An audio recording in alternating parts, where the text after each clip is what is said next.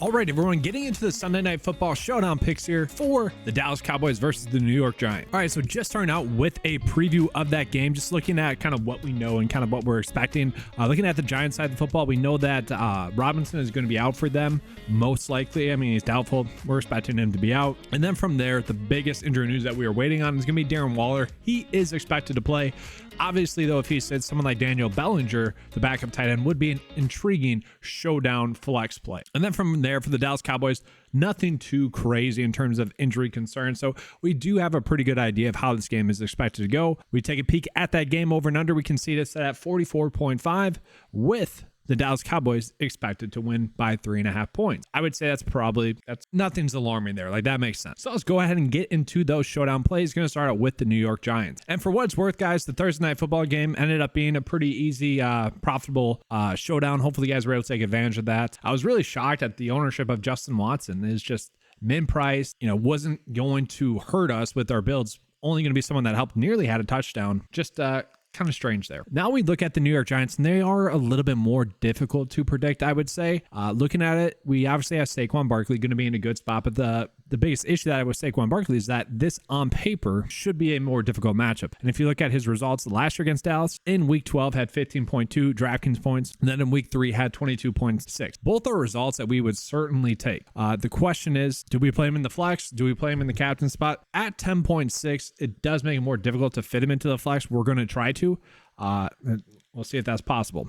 From there, Daniel Jones. I don't know, guys. I struggle with these quarterbacks that just are not that accurate. Now, he has improved pretty much each season. And with Darren Waller there and with the receivers healthy, you kind of expect him to play the best he has in his career this season. And once again, you look at what he did against Dallas last year. Like, these are results that we would take: 14.5 and then 14.7 against the Dallas Cowboys last year. Both results on a showdown slate we would certainly take. So it's like, we would kind of want to try to fit him in there. And then at the same time, we have Darren Waller. He's expected to play. He's expected to be heavily involved in this offense. He is someone that was getting a lot of hype out of preseason. The reasons why kind of the Raiders moved on from him is literally the fact that he was always kind of banged up, especially at the tail end of his Raiders career. We'll see. It kind of worries me playing someone that has a hamstring injury. We have seen a lot of players already this season sit out games at the start of the season with these hamstring injuries. So I find it curious that, Darren Waller is someone that does have hamstring, or just injury concerns in the past, that he's actually going to play and be 100%. That's interesting. But if he is playing, you do expect him to be 100%. Looking at Isaiah Hodgins, and I think we just need to look at the depth chart here for the New York Football Giants here. Hodgins is listed as a starter. So is Darius Slayton, and so is Paris Campbell. Now, they gave Paris Campbell some money, and it really just wouldn't be shocking to see any of these players be the top dogs, but also they got the rookie receiver Jalen Hyatt and also Sterling Shepard there. Like, I think we're going to see kind of like the Chiefs, where we might just go with the lowest price player because we know all these receivers are going to be involved. And unlike the Chiefs, where we know that some players are going to get certain packages, I just think the Giants are going to be rotating these guys just throughout the game. And so at his price tag, I do feel like Hodgins is going to be a little bit too high priced. He was kind of a DFS darling for us last season. He was consistently kind of underpriced and consistently low owned. It was a very nice sweet spot for us last year. I don't think we need to go back to that. Well, I would almost rather just go with, really Paris Campbell at his price tag. 4.4 seems like a great price tag. You look at what he did in the preseason, it did seem to be a little bit of a connection there between him and Daniel Jones, and they paid him. They want him to be that guy. So the issue that we have is, how many snaps is he going to play? Is he going to play 55% of the snaps, 60% of the snaps, or is it just going to be spread out amongst all of them? That's my biggest worry. But for now, he's going to be the receiver that I'm going on my way to play. And then, it just want to be shocking to see Sterling Shepard play. He's been someone that's been banged up, but when he has been healthy, he was a target hog. He has always been someone that you get the ball to. So it's just very interested to see what we're going to get in him. And literally last year was their, receiver number one in terms of targets. And so it wouldn't be shocking to see that occur again. It's difficult, guys. It really is. And for what it's worth, like, this is a clip just from camp. He looks like his old self, like a great double move there for Sterling Shepard. Gets down the line, solid. So I'm not going to be shocked if he is more involved than really the pricing would suggest. And then from there, I did mention if Darren Waller for some reason is inactive, and heck, even if he plays, Daniel Bellinger could be someone that we are actually looking at a little bit. It wouldn't be surprising to see him involved. Like, even if Waller is healthy, we could still see Bellinger maybe play 10% more snaps than he will throughout this whole season when Darren Waller is fully healthy. So at $400, if you're looking for some salary relief, I think he's going to be a good option. Now we go ahead and get into the Dallas Cowboys side of the football. Guys, I like this side a little bit more. I think it's going to be a little bit easier to predict, but the issue that we're going to have is that they are higher priced. This is a slate in which it's definitely different than that Chiefs Lions slate where, you know, we knew to be on Patrick Mahomes, we knew to be on ASB, and it's just trying to figure out how to make our best lineups with those players. This slate's different because we're going to have to fade a good play, right? And that's my word. And so looking at like Tony Pollard, I certainly want to fit Tony Pollard into my builds. Now, yes, Tony Pollard is not going to be as efficient as he was last season. We all know that. That shouldn't really matter. He still should be highly productive. I'm worried about him at that huge price tag. Like, I'm not saying I would fade him, but I'm also saying I don't think he should be the highest priced player on the slate. I would almost say, you know, CeeDee Lamb should have probably been the highest priced player on the slate. Guys, I love the talent of CeeDee Lamb. I think he is definitely top 10 receiver in the league. I don't know how aggressive I need to be with that. Certainly one of the top receiver talents in the league. If you said he was the best receiver in the league, I wouldn't argue with you. I would say, okay, you could easily make some good points around that. And a lot of that's due to volume. Okay, he gets a ton of volume. That's the biggest thing. I mean, almost 10 targets per game last season. Sure, the matchup with the Giants, not exactly the best, but he had 20.7 against them last year and 22.7 against them in week 3 and week 12. So I certainly expect him to have a good game. I will be trying to go out of my way to play him in my builds. The question is, do I want to play him in my cap spot? That's where it gets more difficult. And then Dak, a lot of people, and he's really just been getting dogged a lot about his INTs. That's the biggest worry.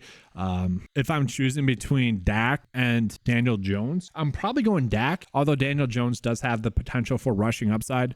And, you know, Daniel Jones is $10 or $600 cheaper, so it does make him a little bit easier to fit in. Brandon Cooks is currently there, operating as the receiver number 2 in that offense, and it just wouldn't be shocking to see him hit some big plays. He's been a consistent producer each and every season. I don't like the price tag too much. And speaking of a price tag that I don't like, and I'm very bummed about this, is Jake Ferguson, guys. One of my biggest sleepers on the season was Jake Ferguson at the tight end position because, like, when you watch film, you literally had to see the name on the back of the jersey to tell whether it was Ferguson or Dalton Schultz. Obviously, Dalton Schultz got paid and is currently in Houston. They got the same dude here, it seems like, with Jake Ferguson. The issue is that he is priced appropriately, 4.8. Like, we're not getting any sort of edge there, okay? And I was thinking he could be someone we put into a sneaky like captain spot for salary relief to fit in all the studs, which is a strategy I don't mind doing, where you play a min-price guy, for example purpose. You could have done Justin Watson if there's more studs from that Thursday night football game, and then just fit all the studs into your build. We don't have that today, unfortunately. Now, one of the biggest questions that we need answered is who is the running back number 2 in this offense, because we have seen that be a coveted position.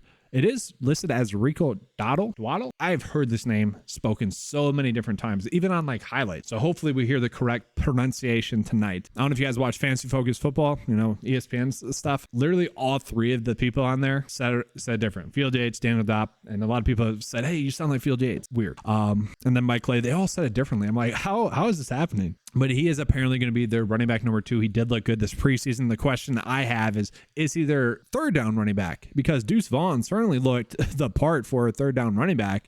And I think we might actually see, if Tony Pollard were to get injured, it'd probably be Rico as that replacement RB, and then Deuce Vaughn would be the third down running back.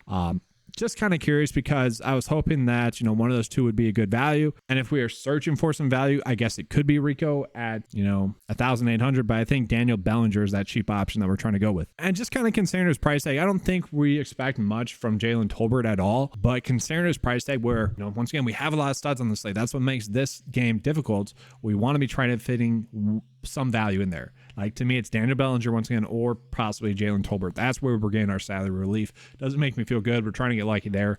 And obviously, if we're playing 2 pass catchers for the Dallas Cowboys, then we're probably playing Dak. So it is a difficult lineup process. This is kind of my base build.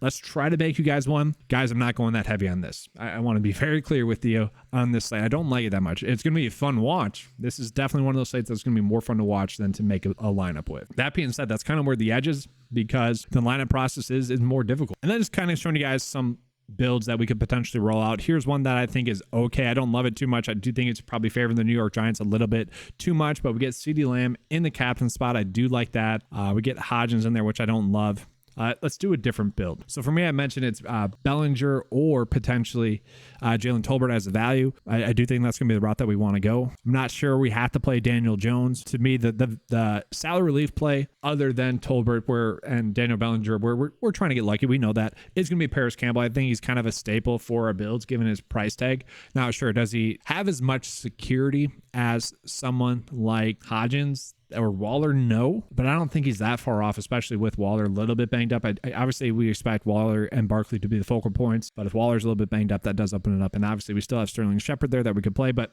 a solid base build that we got going here. Got Pollard there. Do we want to play him? We could. Do we want to go Dak instead? Maybe save some salary? We could. And then we can fit in Darren Waller. Like, there are ways to make a pretty good build here. One last kind of option we could roll with is, obviously, we're trying to get lucky here. This is not like something that we love, but it does allow us to fit in maybe Pollard in the captain spot, and then we could go 9-4 for Daniel Jones. And we still have a lot of salary left over here. And if we could fit in Sterling Shepard here, I'd feel so much better about it. Obviously, the easy route would be go down from Pollard or CeeDee Lamb to Dak is okay. But that is going to be it, guys. Not too much that I love on the slate. Most likely going to be, hands-off-ish. Thursday Night Football was one that I felt we could attack a little bit more. This one is definitely one that's going to be more for watching purposes, one that we're going to get more enjoyment out of it that way. But that's going to be all for today's video. Hopefully you guys enjoyed it. Make sure to give a like and subscribe. That does help out the channel. Let's have a good slate. And as always, let's keep cashing. If you guys want access to the NFL DFS lineup optimizer, it is available on the 9to5 website for just $10 a month.